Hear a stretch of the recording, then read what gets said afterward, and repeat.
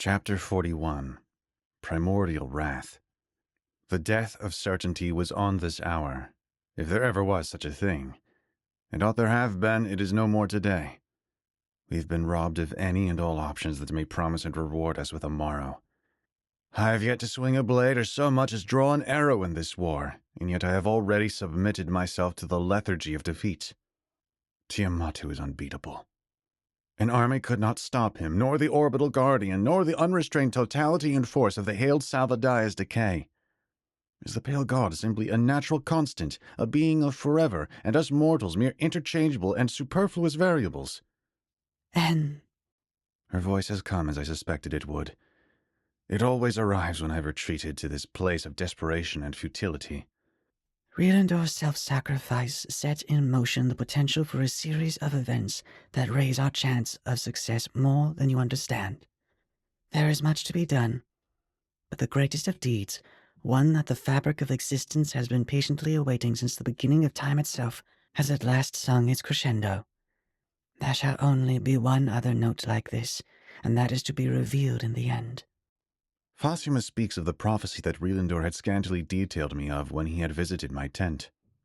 End? Greatest of deeds? I grow restless against this never-settling sea of abstractions. Fossima, why have you withheld this story from me? Why did he withhold it from me upon our initial encounter when he had first granted me safe passage? No one has been forthright with me. It's all been parables, riddles, and lessons, allegories, and elusive teachings, half-spoken truths and danced-around inquiries. All of this deception since I left my home village. I flare at her. The words become regrettable as they escape through the barriers of my teeth, vowel by vowel, recognized as mistakes only as warm breath meets the cool air. We did not obtain for you the skill you possess, nor the muscle that you've conditioned. In the same manner, we cannot simply hand you the knowledge that you seek. Would you have accepted the inevitability of Rielendor's martyrdom and death had we told you of it from the very onset? And did he not make it plain to you in the intimacy of your tent, or were you so caught up in your own interpretations that the simplicity of his foretelling rode past you as you dreamt while yet awake? Rielendor knew your heart, as it happens, even before he met you. I know it, too. You've matured greatly, N, but you are still not pariahs. Not everyone can be or will be saved. Look around you. Her message strikes me. It plunges deeper than any intentionally demeaning ridicule could ever.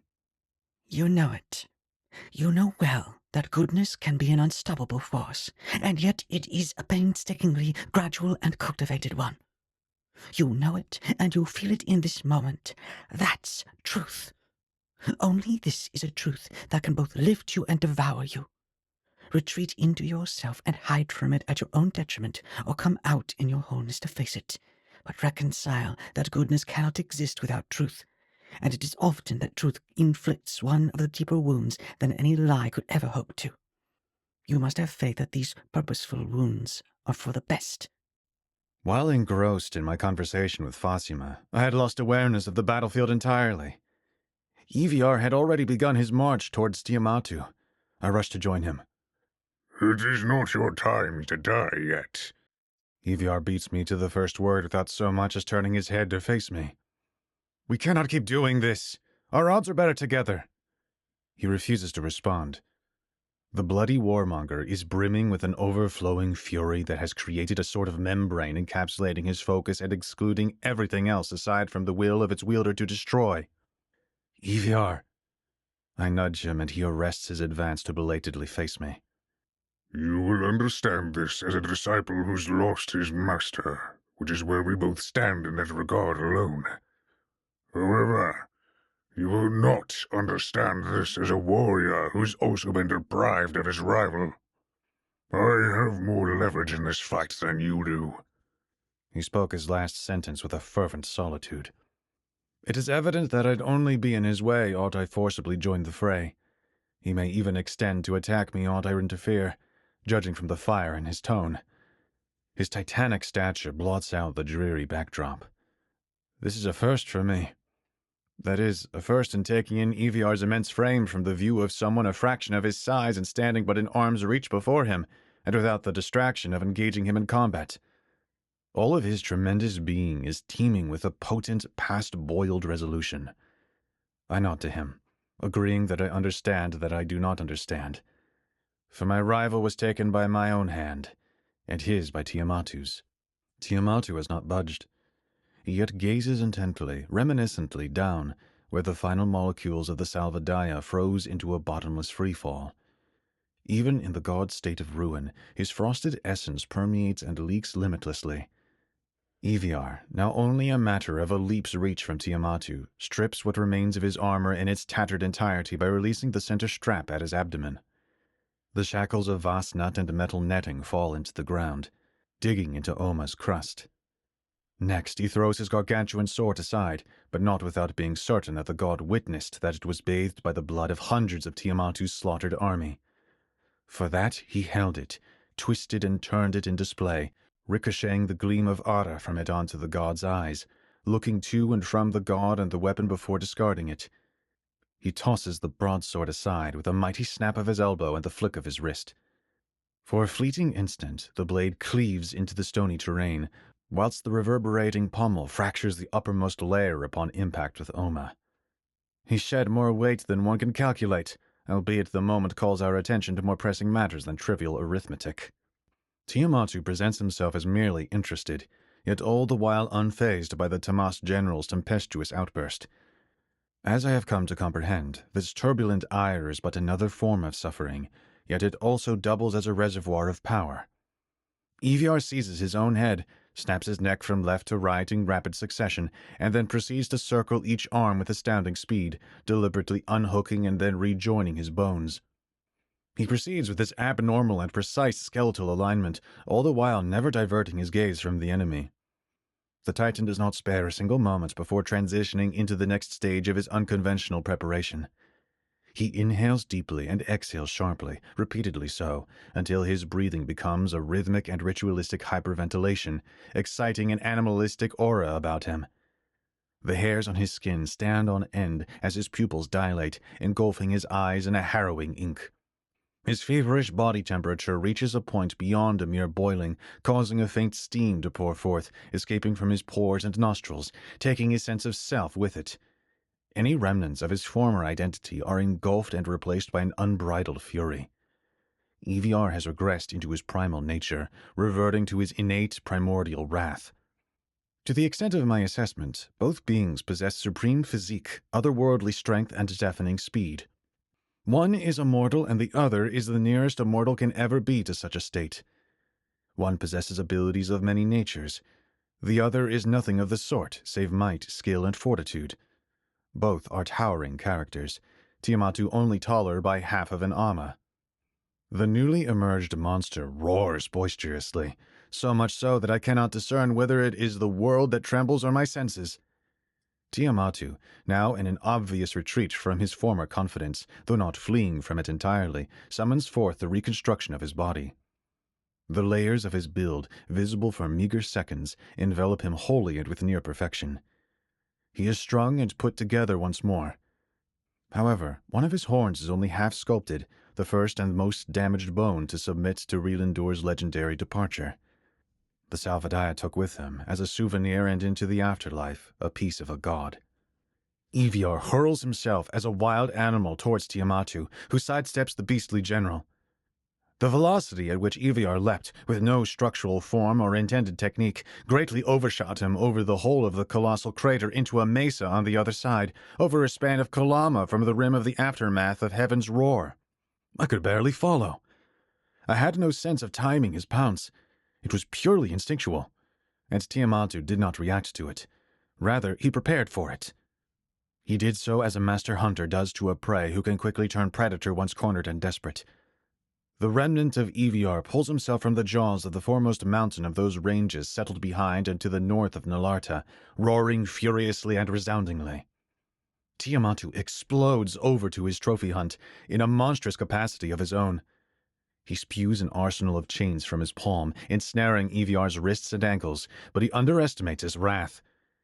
Eviar embraces the chains, pulling the god inward with his unrelenting might and headbutting him so adamantly that the god's collision with the ground perfectly imprints Oma with his profile. Not a moment is famished from the onslaught. As the god bounces from the impact, Eviar, now loosed from the slacking chains, clobbers him back down with unclenched, flailing hands and the motions of untamed brutality, partnered with his speed only perceived in its blur despite my evolved eyes. His extensive mastery of the martial arts is lost. He has bartered it for an apex savagery. Eviar only pauses to alternate between methods of torture. In his barbaric frenzy, he grabs hold of the god's ankle and slams him from the ground to the mesa and back into the ground again. The warmonger lifts his foot as high as he physically permits for it to be raised and then stomps the pale god's chest, punishing the gasping deity. The impact is as though a catastrophic tremor. In the longest repose he's afforded himself whilst in between attacks, Eviar executes a single step backwards. With his shoulders dropped, arms hanging, he huffs from the immeasurable caloric burn which begins to exact its toll upon his material flesh. Suddenly, he clasps his hands tight and flips forward into a momentous, wildly kinetic, yet perfectly executed downward strike, his joined, interlocking, and cemented shut hands making for a powerful hammer. Oma quakes and bellows as Eviar makes her the collateral for his retribution. A retribution that he has outrightly forfeited all recollection of. It's a pure inborn tendency that drives him now. The shockwave carries all things, large and small, dead and alive, with it. Any obstacle in its way, and everything in its way, becomes a collectible to the spreading storm, including me. I had no footing on the trembling ground, and no time to brace myself. I am swept afar, but my Draken's eye view remains a metaphysical phenomenon, not to be disrupted by any purely physical means. Thus I watch. I watch as Eviar pulls from the excavation the upper torso of the god of suffering. For by his blunt pummeling alone, the deity has been lopsidedly severed. He grips Tiamatu's skull and brings his face into his mountainous jaws. Eviar has pried his maw so far open that his cheeks begin to rip apart. It is of no concern to him. His mind is absent of any conscious thinking, and I carry a rational doubt that he can feel any pain in this undomesticated state of his. His feral adrenaline will not permit it. Once half of the god's head is inserted, Eviar chomps down, pressing Tiamatu's cranium into his mandibles and flinging him aside as a beast would with the inedible and less savory parts of its prey. The bursting of his skull is adequately clamorous so that I can plainly hear it from across this vast span of land, through the lingering radiation betwixt and in spite of the brewing storm induced from the havoc. Both Eviar and Relindor were individually powerful enough to do what the Omani's greatest collective weapon could not. They have left a lasting effect on that which is said to be immutable. Returning to the battlefield, I cannot ignore that the lands, skies, and waters have been tainted to an irreparable extent. Oma is distressed. This poor world, its wildlife destitute, its vegetation parched, and its waters poisoned. What is left to be saved? Hundreds of kilama of terrain require remapping. In a blissful insubordination, to the southwest, the final pillar of hope held itself upright and uncorrupted. It is a conspicuous miracle that the mother tree still stands, and around her a field of thousands of Oman trees yet cultivating the births of my ilk. By a rationale which I cannot grasp, I believe Yalum has something, or perhaps everything, to do with this. There is no logic to it, no correlation that can be named. It is just simply when I look upon the shining eclipse-like silhouette of the mother tree in her brave solitude against the backdrop of a muddy apocalypse, his name enters my mind, as though it were his property and right to do thus. Then, just as abruptly as it shined, it dimmed, blending back into the ugly world as though this omen were meant for my seeing, and that once I had seen, the divine labor was done. The ravaged god has already begun his restoration, and his exhausted ravager takes heed. Eviar yanks the divided deity from his rest, tears his collapsed head from the torso, and catapults his consciousness through the air. The beast rips both arms from the core, tossing them in separate directions with no sense or plan, if only just to act on his wrath which seems to be coming to a drained end. This, however, does nothing to halt Tiamatu's regeneration. The pale god, once fully reconstructed, apart from his one horn and now a visible crack across his dome, is now distributed throughout the battlefield. He's producing copies of himself by restructuring the existing elements amongst the air. The god creates 10 clones who encircle the depleted Eviar from above. Tiamatu has even made use of the pieces of him still near Eviar by decomposing and regaining them by the wind. Eviar fruitlessly fights the buckling and wilting from the persistent overheating of his muscles and organs. He is as a burnt-out, cornered animal now, one that can neither flee nor fight. Tiamatu's mirroring counterparts overwhelm Eviar in a sea of chains, subduing him and wrapping him from the waist up in tightly compact metallic veneers. His clones puncture their ends of the chains into the ground, then dissipate and assimilate back into their source, the original. The recollected Tiamatu shoots his own chain into the iron-mummified general and simmers it red. The glazing deep orange travels down each ancient link until it arrives at the hive of chains apprehending the wild Eviar. They all begin to sear and brand him at a temperature so unbearable that any known metal would melt into a gleaming liquid. It appears as though these chains are composed of the god's own bones, which, among the parts of his constitution, have proven the most resistant to damage. Eviar roars, but unlike before. The tragedy in his holler pains me. Tiamatu shoots his end of the blazing tether into the crust as his mirrors had, forcing Eviar to kneel from its stretched constraint. The pale god approaches his conquered and captured adversary. He positions himself from the pose of an emperor to that of an executioner, conjuring a glacial battle axe of sleet and ice over Eviar's nape. Had my seal expired just 1,000 years later, you would have represented a legitimate threat to me. He pays him this parting compliment, gift-wrapping it in and by the stance of a decapitator. Die at least knowing that of all the countless beasts I've encountered, you are the mightiest.